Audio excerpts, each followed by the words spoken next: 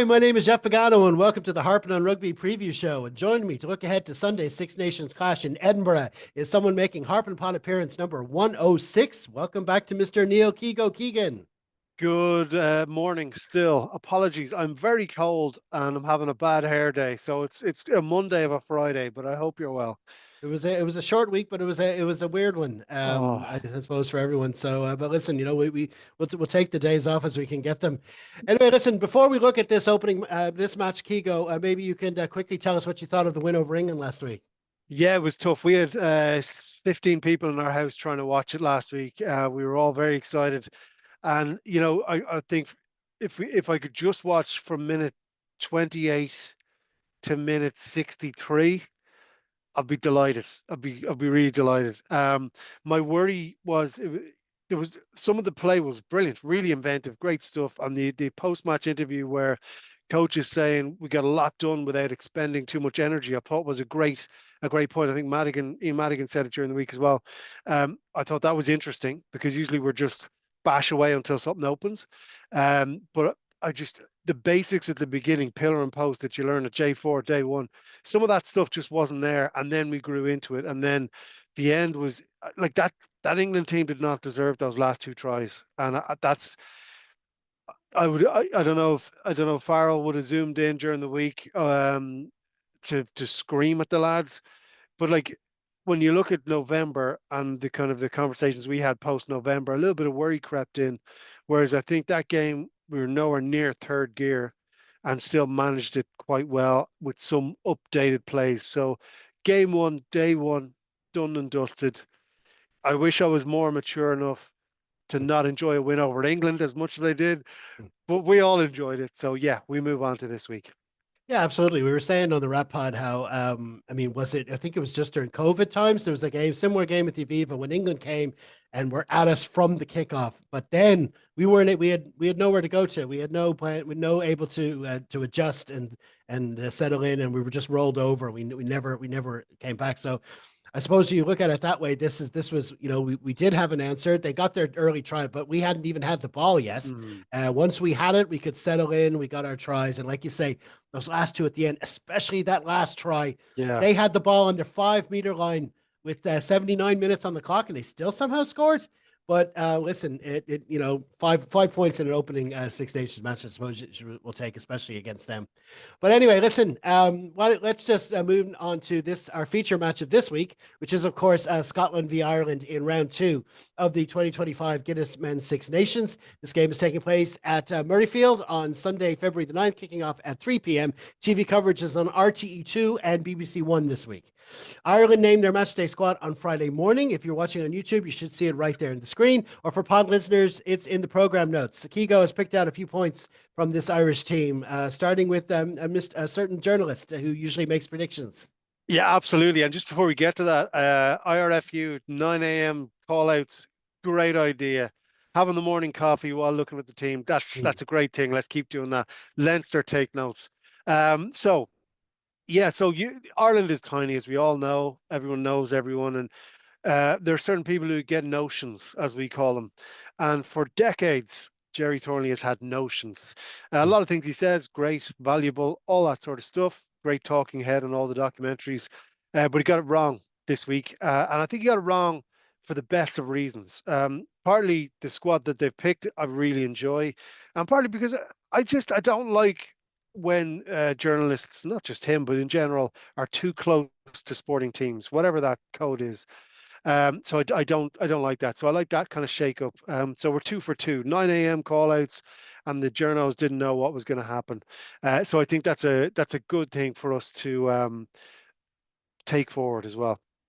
Yeah, I'd slag him as well. Only his team was very close to the one I picked, and and we're nowhere near. There's a few surprises in there, but listen, you seem to think that the management now is they're looking at these teams in blocks rather than going from game to game. Yeah, I think, and when you look at Leinster doing something similar, and that's not me trying to say anything more than that, but yeah, we're taking it in blocks, so a block of two with a break, and I think that's the way to do it. Like barring injury, I think it's good to have a plan where they obviously have players they want to look at. They want to start Sam a couple of times, get him, especially opening game against England. I know he's come on and done jobs for us recently, but that was a big step up for him. Crowley comes on and maybe he was annoyed. He played annoyed, but he played with experience, and that was brilliant as well. Same thing again for this week. And I think they enjoy the O'Mahony. I don't know what the language rules are, but you know what housery Mhm. that he's going to bring to Murrayfield, because when you go away, you need a little bit of that, and that's where he comes in, and then you kind of go, where do we start him or do we bring him on from the bench? And Henderson was the equivalent last week. So we're starting O'Mahony with Baird on the bench, with Henderson gone. I think that's the opening block right there. And then we move into block number two, where you're going to have Crowley starting, and maybe Frawley starts making an appearance, or maybe Osborne starts making an appearance, or Tom Ahern starts making an appearance. All this sort of stuff starts happening. But I think when similar to not being married to a 10, we're thinking more strategically now with these tournaments. We've got to get all the way through these tournaments, and this is just block number one. Everyone's losing their mind saying Crowley start, blah blah blah. Just chill. It's a block. It's a block of games. We're trying new things here, from plays against England, from ways we're playing the game, to thinking about it in blocks as opposed to game on game. So let's see how we get on.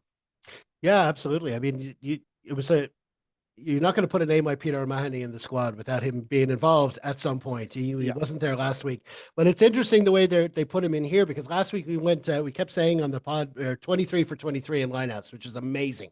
So Yeah. obviously the Scots are going to go, well, how can we get at them? They do like to put up their locks going after lineouts themselves. They're going to look at that. They're going to see Ryan Baird jumping for like at least half of those, I'd say. He was the target guy, and he's nowhere to be seen in the lineup now. Peter O'Mahony himself, great lineout option. So they're obviously looking, they have to mix things up for this week. So it's gonna be interesting to see how they do that. And as for Sam and Jack, you said yourself, there's a lot of crap being spoken. Yeah. Sam wasn't as bad as people are saying. I'm not saying Jack wasn't as good as people are saying. He made great impact off the bench, but like you say, he was part of that team that let in 2 tries towards the Yeah. end, Yeah. Yeah. So, or maybe one of them was before he came on. But anyway, listen, it wasn't all perfect from both of them. And this is the way the coach wants to use them. Sam definitely has a high ceiling. He's going to get better. And it's good him playing with Jemison Gibson Park. Like you say, let's Yep. see how they get on. The other big change there is we see Robbie Henshaw coming on to 13. You lose a lot when you take Gary Ringrose out of the team. But then again, we get a lot of power. Bundyaki and Robbie Henshaw crashing through the middle there.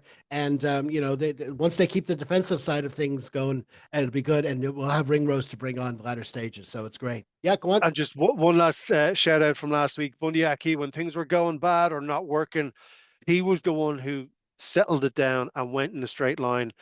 He still got the footwork, still got the skill. A great finish for that try. We do not value that man in the green jersey enough. He's, he, There are amazing midfield partnerships going on there, but he's the foundation. He had absolutely no right to finish that Yeah. try. He dragged about 5 Englishmen with him by the time he got to the line. It was an amazing, amazing finish. And your third point is it's just tough to get into the team at all. Well, this is it. We were talking over the WhatsApp earlier on. Like, you're good at for all these players who are on the fringes, who are quality players. Like, you go now. Speaking in blue, you got Frawley, you've got Osborne there for two. But then all of a sudden, who do you take out? Whether it's off that bench, the bench is monster this weekend. So you're kind of going like, who do we replace? And so it's very tough, and it's between the ears now for the management to sit these guys down and say, look, you're still in our plans, you're still here, you're still part of the squad. It's just going to take a little bit of time, because it's an embarrassment of riches, which is great. There's depth nearly everywhere now, which is great. We're not married to a 10 anymore, which is great. All these sort of things that are positive, but it doesn't help. That doesn't help Kieran Frawley or, Tom Ahern, who got called in, which we were kind of calling for before the selection. Like, none of this helps them. So it's all about how you manage the squad, and that's going to be interesting as well going forward. Yeah, definitely. I mean, sure, we said this going way back to that South African series last year, with Frawley and Osborne. We were saying at the time, it's like they're not guaranteed in the Leinster team, let alone Ireland. And here we are now in the first two matches of the next Six Nations, and they can't, they're finding it hard to break in. It's great for the squad overall to know you have that quality, but like you say, very, very tough on them, but it is overall grand scheme of things, it is great to have all those options for Irish Yeah. rugby, something we didn't have even 10 years ago, Okay, so now it's time to have a quick look at the Scottish matchday squad. Their record against Ireland hasn't been great over the years, but they kicked off their campaign with a bonus point win over Italy last weekend. And obviously, they want to make the most out of having their opening 2 matches at home. Now, as we're recording, the team hasn't actually been named yet, but hopefully, I'll have it in time to include it in the graphic on the screen there. Anyway, Keego, how do you see them approaching this on Sunday? I haven't heard if there's any injuries or anything like that, but in terms of Scotland, I love their 10, 11, 12, and 15. They're great to watch. Obviously, the 10, he's worth the price of admission because you don't know what's going to happen. I think that's part of the problem for Scotland. They don't know what's going to happen, so it's hard to play with a player like that. Every single team at every single level, not at the top level, but at the lower level that I used to play at, would have a couple of players like that, and there'd be fights afterwards because we had scoring opportunities and we had no idea what they were going to do. I'm not going to shout them out here, but no. So I expect a fairly similar outfit, and I do think they'll have a shot at that midfield. They'll have a shot at that second row and that back row. O'Mahony's there to wind up. I do think the midfield, if we are slightly off, with Henshaw over 13, they'll fancy it because the 10, 11, 12, and 15 are solid for Scotland. So it's going to be interesting to see what they do whenever they name their squad. Yeah, we said before the tournament started, like at Tuipulotu, missing him is a huge loss for them. I mean, I have him. I have like 9, 10, 12 for the Lions, Gibson Park, Russell, and Tuipulotu. I think that would be a strong partnership to build the team around. But so missing him is a big deal. That said, Hugh Jones helped himself to a hat trick last weekend, and he's going to be strong. So they're going to be going for him. They got Blair Kinghorn at full back, doing well. But I think it's important for them. They're going to have to go after our set pieces. Yeah. We were very solid, and if we have that kind of percentages, in both set pieces, and we provide ourselves with that kind of platform, they're going to find it very difficult. But like I say, they want to make the most out of that home advantage. And if we have good Finn Russell, if it's the hot Finn Russell that shows up on the day, it's going to be difficult for sure. Okay, so now a quick look at the referees. The official, it's another New Zealand ref for Ireland this week. It's James Dolman, and you see his assistants there, Ben O'Keefe among them. And the weather for Edinburgh, it actually works out very similar to what it was at the Aviva, going by the prediction there. It's cloudy with a passing shower. It says a bit of wind, good chance of rain, but seems like decent enough rugby conditions overall. So, which brings us to Keego. Going to look at the other matches this weekend. Yep. What stands out for you there? So Italy Wales tomorrow 2:15. It's the car crash we can't stop watching at the moment, and I think it could be a massive moment for Italy. They weren't bad last week. It was a close enough game against Scotland in Scotland. They're at home. They'll be full of pasta, carved up, ready to rock, and they're going to turn them over, and it's going to be massive. And I don't know what implications that has for Wales, outside of the tournament, but Italy in terms of league form, their clubs are doing well. They're confident, and they would fancy this big style. They will be going after Wales, and I think they're going to turn them over. Yeah, and then you've got the good old Le Crunch at Twickenham. I mean, I really don't think home advantage is going to be make a whole lot of difference for England there. France, I think France are focused. France are they're bringing their strongest team. England are changing things around. They're moving Marcus Smith back to fullback. But I can only see it. It's not often you're just so heavily in favor for a big game like this. You're so heavily assuming that the away team's going to win, but England are going to have to need the performance of their lives to win that one. And like you say yourself, Wales are really up against it, aren't they? Yeah. Okay, so also on Saturday night, of course, we got the under-20s, the Wolf Puppies, as we call them. Head coach Neil Doak named a squad for this match against Scotland. Also in Edinburgh, Captain Anna McCarthy leads from the back row with an unchanged halfback pairing. The squad also includes 3 Irish qualified rugby program players, so they basically went out looking for players to join the game. There's Will Wooten, Henry Walker, and Daniel Green. They're all taking part on Saturday as well, so we'll see how they get on.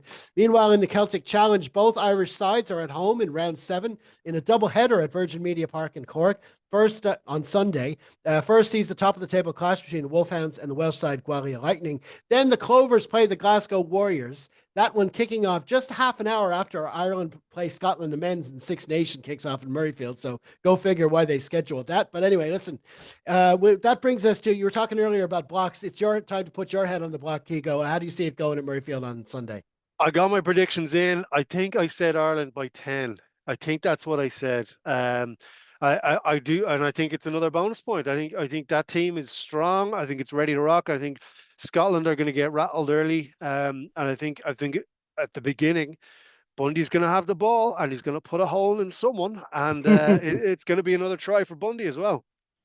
Yeah, I mean, a lot of people see that would see that as arrogance, but it's not really. You're basing it on form. You're basing it on history. You're basing it on the standards that are set. Now, when it comes to the day, if they don't show up, if Scotland get it, start early and they start to thwart us, especially at the set piece, it could change. But I just think it is being realistic to say for what you're saying for an Irish win. So listen, we can only see it'd be a great start to the tournament. That's for sure.